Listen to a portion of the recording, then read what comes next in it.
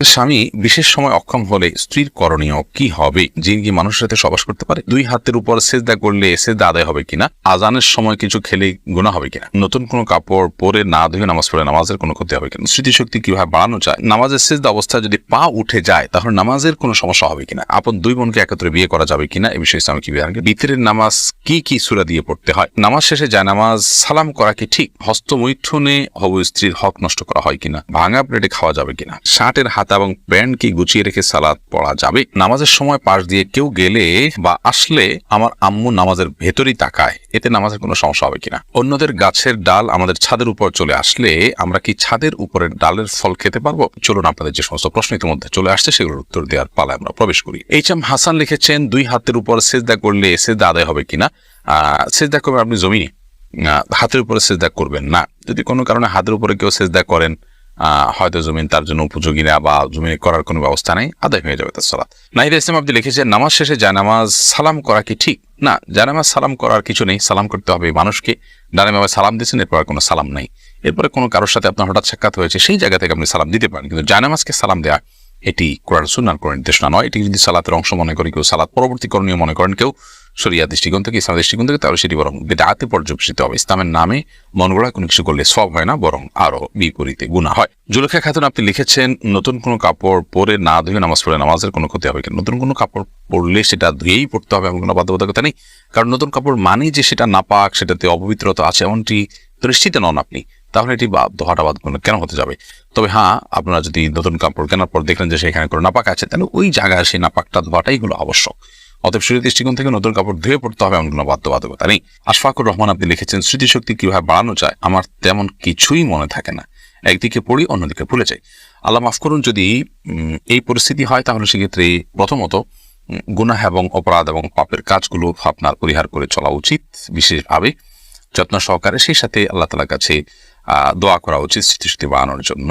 সুমন আহমেদ আপনি লিখেছেন, নামাজের সিজদা অবস্থায় যদি পা উঠে যায় তাহলে নামাজের কোনো সমস্যা হবে কিনা? সিজদা অবস্থায় যদি পা সামান্য উঠে আবার আপনি জায়গায় নিয়ে গেছেন, কোনো অসুবিধা হবে না। আর যদি পুরো সিজদা জুড়ে উঠে থাকে তাহলে আপনার নামাজ হবে না।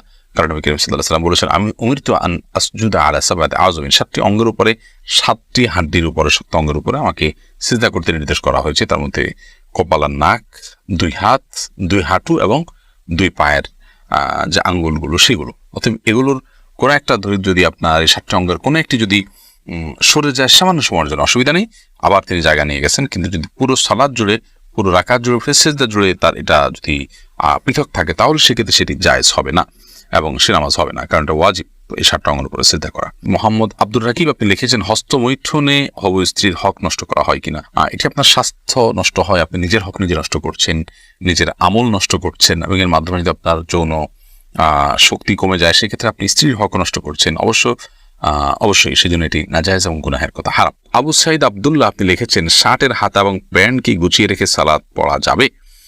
শার্টের হাতা এবং প্যান্ট গুছিয়ে সালাত আদায় করা মাকরুহ, নবী করিম সাল্লাল্লাহু আলাইহি ওয়াসাল্লাম নিষেধ করেছেন এটি, এই জন্য এটা ছেড়ে সালাত আদায় করতে হবে। তবে হ্যাঁ, প্যান্টের বিষয়টা হলো সেটা যদি কেউ টাকনুন নিচে পড়ে যায় সেটা থেকে বাঁচার জন্য গোছান, তার সেটা জায়েজ আছে, কিন্তু সেটা সালাতে শুধু না, বরং সবসময় এরকম রাখতে হবে। আব্দুল্লাহ জুবাইর তাসিন আপনি লিখেছেন, অন্যদের গাছের ডাল আমাদের ছাদের উপর চলে আসলে আমরা কি ছাদের উপরের ডালের ফল খেতে পারবো?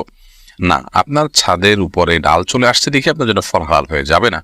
তবে আপনি সেই ব্যক্তিকে রিকোয়েস্ট করতে পারেন এবং দাবি তুলতে পারেন যেন আপনার জায়গা থেকে গাছের ডালটা সরায় নেওয়া হয়, এবং যদি আপনার কোনো অসুবিধা না হয় আপনি ছাড় দিতে পারেন, কিন্তু আপনি এর ফল খেতে হলে অবশ্যই মালিকের অনুমতি আপনাকে নিতে হবে। আপনি এখানে চলে আসতে দেখেই আপনি কিন্তু মালিক হয়ে যাননি। তর্নি আইডি থেকে আপনি লিখেছেন, নামাজের সময় পাশ দিয়ে কেউ গেলে বা আসলে আমার আম্মু নামাজের ভেতরই তাকায়, এতে নামাজের কোনো সমস্যা হবে কিনা?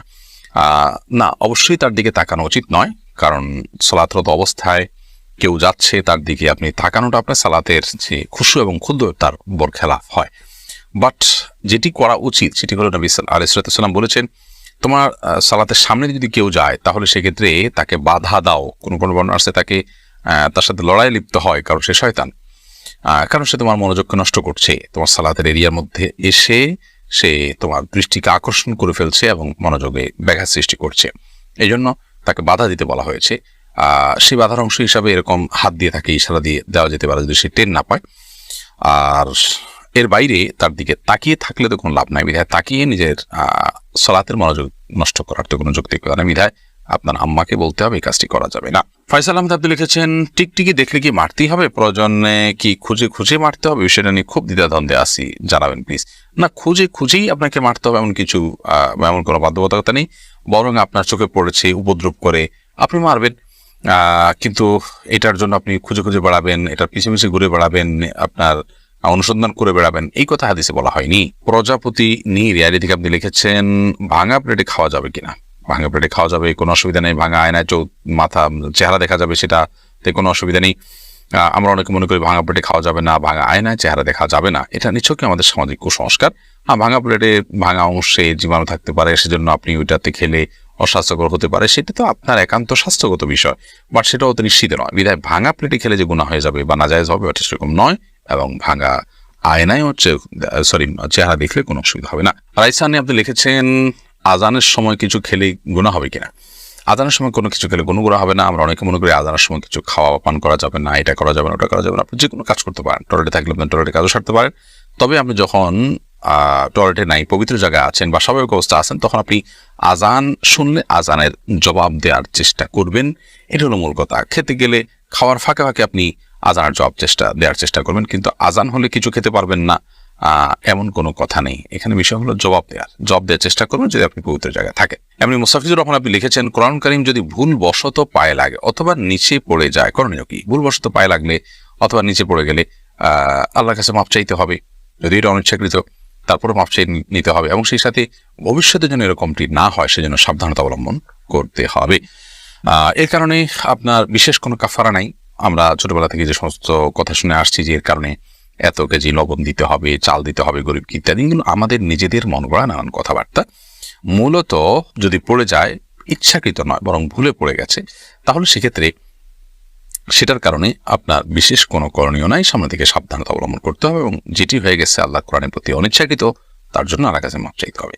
লাইলা নূর কদর এআইডি থেকে লিখেছেন, স্বামী সিগারেট খেলে ওয়াইফের করণীয় কি? ওয়াইফে তাকে বোঝাবেন, যথাসম্ভব নিজে না পারলে অন্য কাউকে দিয়ে বোঝাবেন, আল্লাহর কাছে দোয়া করবেন, তারপর তিনি যদি ফিরে না আসেন একান্ত তার গুনাহ হবে, ওয়াইফ অন্তত দায় মুক্ত হলেন। মোহাম্মদ আরিফ রহমান আপনি লিখেছেন, আপন দুই বোনকে একত্রে বিয়ে করা যাবে কিনা? এই বিষয়ে ইসলামিক বিধানকে সম্পূর্ণ হারাম। আপন দুই বোনকে একসাথে বিয়ে করা যাবে না, এমনকি পৃথক করে বিয়ে করা যাবে না। এক বোন স্ত্রী থাকার সময় অন্য বোনকে বিয়ে করা যাবে না, অর্থাৎ এট এ টাইম দুজন বোন কারোর স্ত্রী হতে পারেন না, এটি হারাম। শুধু এটি নয়, এমন দুজন নারীকে একসাথে স্ত্রী হিসেবে রাখা যাবে না যেই দুজন নারীর একজন পুরুষ হলে আরেকজনের সাথে তাদের নিজেদের বিয়ে জায়েজ হতো না, এরকম সম্পর্কের দুজন নারীকে একসাথে স্ত্রী হিসেবে রাখা জায়েজ নয়। হ্যাঁ, একজনকে বিয়ে করেছেন, তার সাথে বিচ্ছেদ হলো বা তিনি মারা গেলেন, তারপর অন্যজনকে বিয়ে করেছেন, তারপর সেটি জায়েজ আছে। এরপরে মোহাম্মদ বেলাল হোসেন লিখেছেন, জিন কি মানুষের সাথে সবাস করতে পারে? জিন মানুষের স্ত্রী মিলনে মানুষের সাথে সামিল হতে পারে বলে বিভিন্ন বর্ণনা থেকে বোঝা যায়। বিশেষ করে যখন বিসমিল্লাহ কেউ পাঠ না করে তখন জিন সেখানে সামিল, খুব ভয়াবহ কথা অবশ্য। তো এই জন্য মুসলমান সব ক্ষেত্রেই, শুধু এটি নয়, আপনার খাওয়া দাওয়াতে জিন সামিল হতে পারে, ঘুমের সময়, বাসা প্রবেশের সময় তার সাথে প্রবেশ করতে পারে। তো এই জন্য বাসা প্রবেশের সময়, খাবার পান করার সময় এবং স্ত্রী মিলনের সময় সবগুলোতে বিসমিল্লাহ বলতে হয়। বিসমিল্লাহ বললে শয়তান আর সেখানে অংশগ্রহণের কোনো সুযোগ পায় না। ইচ্ছে ডানা এআইডি থেকে আপনি লিখেছেন, স্বামী বিশেষ সময় অক্ষম হলে স্ত্রীর করণীয় কি হবে? স্বামী যদি অক্ষম হয় পুরোপুরি এবং স্ত্রী যদি তার যে চাহিদা আছে এটি পূরণ না হওয়ার কারণে তিনি গুনাহে এবং পাপে লিপ্ত হয়ে যেতে পারেন এমন আশঙ্কা তৈরি হয়, তাহলে সেক্ষেত্রে অবশ্যই সে স্বামী থেকে তিনি বিচ্ছেদ নেবেন। যদি সেটা চিকিৎসার অযোগ্য হয়, চিকিৎসার যোগ্য হলে সেটার জন্য অবশ্যই তিনি সময় দিবেন, সুযোগ দিবেন, চেষ্টা করবেন নিজে। যদি তারপরও কোনো উপায় না থাকে এবং চিকিৎসার অযোগ্য হয়, তাহলে সেক্ষেত্রে তিনি সেখান থেকে বিচ্ছেদ নিয়ে অবশ্যই অন্যত্র বিয়ের উদ্যোগ গ্রহণ করতে পারেন। শরিয়া সেই অধিকার তাকে দিয়েছে। বিতরের নামাজ কি কি সূরা দিয়ে পড়তে হয়? বিতরের সালাতের প্রথম রাকাতে সূরা সাব্বিহিসমা রাব্বিকাল আলা, দ্বিতীয় রাকাতে সূরা কাফিরুন এবং তৃতীয় রাকাতে সূরা ইখলাস কুল হুয়াল্লাহ পাঠ করা, এটি সুন্নাহ। নবী করিম সাল্লাল্লাহু আলাইহি ওয়াসাল্লাম বিতরের সালাতে সচরাচর এই সূরাগুলো তেলাওয়াত করতেন। বিধায় আপনি এই সূরাগুলো তেলাওয়াত করতে পারেন বা করার চেষ্টা করা উচিত।